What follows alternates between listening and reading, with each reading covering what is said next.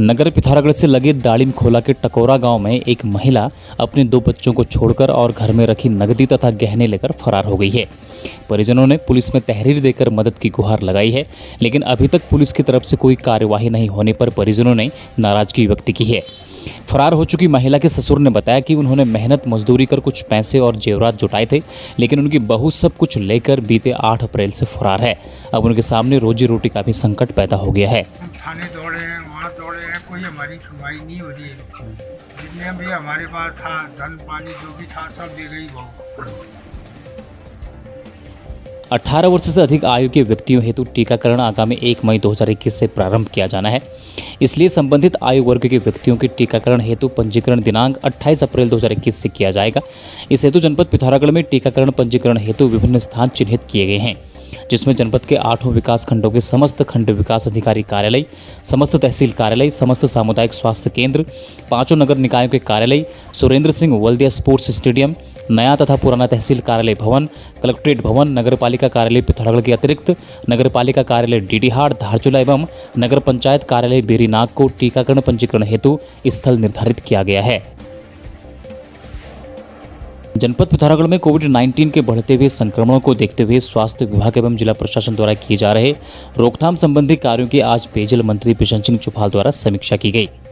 पेयजल मंत्री ने जनपद में बाहर से आने वाले प्रत्येक व्यक्ति का अनिवार्य रूप से कोविड सैंपलिंग किए जाने, ग्राम पंचायत स्तर पर आइसोलेशन व्यवस्था बनाए जाने तथा जनपद के छोटे छोटे कस्बों को भी 2 बजे बाद बंद किए जाने हेतु आवश्यक कदम उठाने के निर्देश दिए गए। उन्होंने कहा कि जनपद के विभिन्न जनप्रतिनिधियों द्वारा दूरभाष के माध्यम से उन्हें अवगत कराया गया है कि सरकार द्वारा जारी कोविड गाइडलाइन के कारण वाहनों में पैसेंजर्स की संख्या कम होने से वाहनों का किराया बढ़ा दिया गया है, जिससे दूरस्थ क्षेत्रों से वैक्सीनेशन हेतु आने वाले लोगों पर अत्यधिक आर्थिक बोझ पड़ रहा है। इस संबंध में उनके द्वारा मुख्य चिकित्सा अधिकारी पिथौरागढ़ को प्रत्येक न्याय पंचायत स्तर पर 5 किलोमीटर के दायरे में वैक्सीनेशन सेंटर खोलने हेतु निर्देश दिए गए, ताकि दूरस्थ क्षेत्रों में निवास करने वाले व्यक्तियों को वैक्सीनेशन हेतु ज़्यादा दूरी तय न करनी पड़े। कोरोना के खतरे को देखते हुए भारत नेपाल को जोड़ने वाले अंतर्राष्ट्रीय झूला पुलों पर भी सख्ती शुरू हो गई है। नेपाल से आने वाले लोगों को बिना RT-PCR जांच रिपोर्ट के प्रवेश नहीं दिया जा रहा है। इससे रोजमर्रा की जरूरतों का सामान लेने भारतीय बाजारों में आने वाले नेपाली नागरिकों की समस्याएं बढ़ गई हैं। वहीं व्यापार संघ अध्यक्ष दारचूला नेपाल मंगल सिंह ठगुन्ना ने कहा कि इस प्रकार के आदेश से नेपाली नागरिकों की मुश्किलें बढ़ गई हैं। उन्होंने भारतीय जिला प्रशासन को नियमावली को सरल करते हुए स्थानीय पुल पर ही जांच की व्यवस्था करने का अनुरोध किया है। भीमताल झील में आज पिथौरागढ़ जिले के बेरीनाग निवासी एक शिक्षक का शव बरामद हुआ है। सूचना पर पुलिस मौके पर पहुंची और शव को झील से बाहर निकाला। परिजनों की मौजूदगी में पंचनामा भरकर शव को पोस्टमार्टम के लिए भेज दिया गया।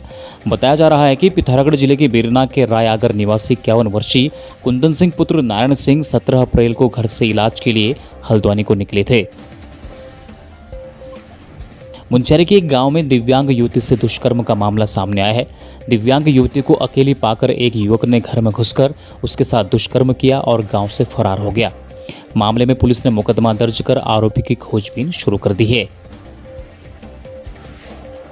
चीन सीमा से लगे दारमा घाटी के तल्ला दारमा के दरगांव, चौदास घाटी के सिरखा और तल्ला व्यास घाटी के जिप्ती गांव में निजी कंपनी जियो की संचार सेवा शुरू हो गई है। 3 स्थानों पर लगे टावरों से 30 गांवों को फायदा होगा। इससे पूरे सीमांत क्षेत्र में खुशी की लहर है। लोगों ने मिठाई बांटकर इस खुशी को साझा किया।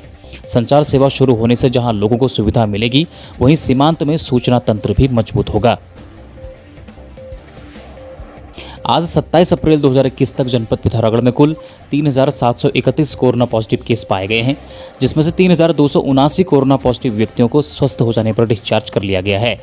जिले में अभी 398 एक्टिव केस हैं। कोरोना से अभी तक जनपद में कुल 54 लोगों की मृत्यु हो चुकी है। खबरों में बने रहने के लिए न्यूज़ PTS TV को सब्सक्राइब करें और बेल आइकन दबाएं और साथ ही फेसबुक पर न्यूज़ PTS TV पेज को लाइक या फॉलो करें।